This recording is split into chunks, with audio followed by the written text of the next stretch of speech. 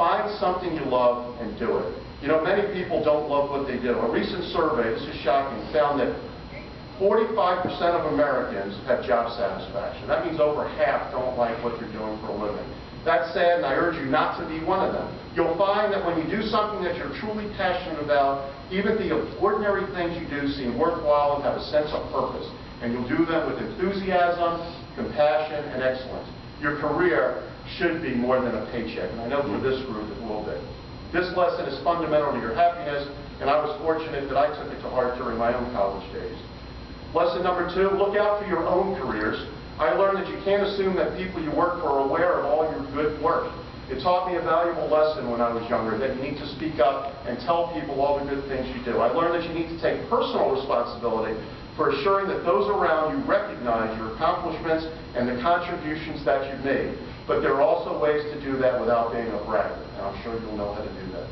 Third, you got to be able to embrace change. I'll bet that if you look back at what you've already accomplished in your life, you'll see that one at the top of the list you took out was done out of your comfort zone. Stepping out of my own comfort zone has helped me grow, and some of the steps I've taken have been larger than others.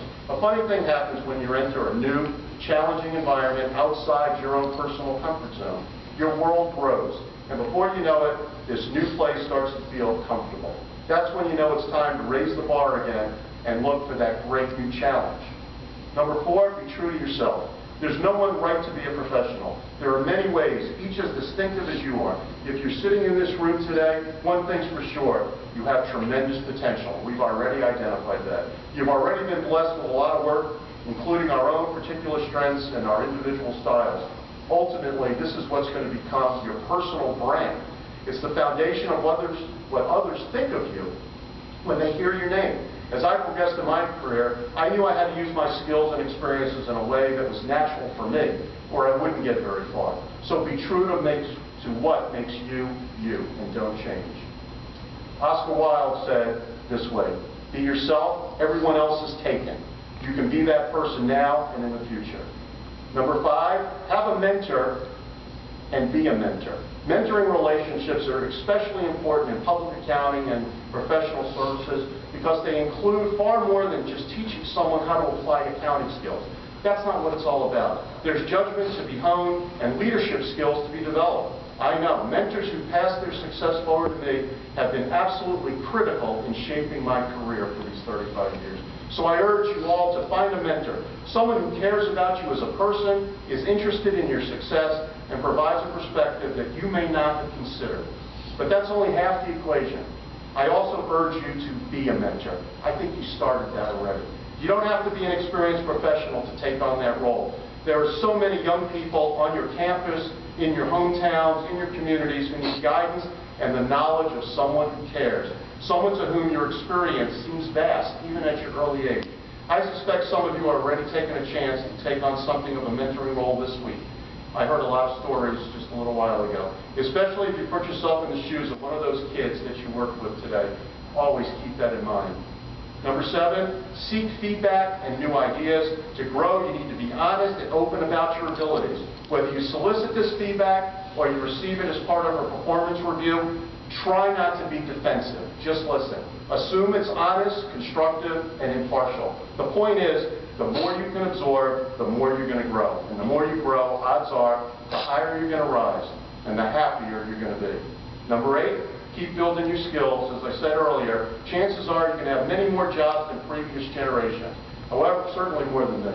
However, it turns out you need to keep growing, and not just for your present job when you have that first job, but for the next job and the one after that. Do the best you can at every task you do and keep a positive attitude. Leaders never, ever stop learning.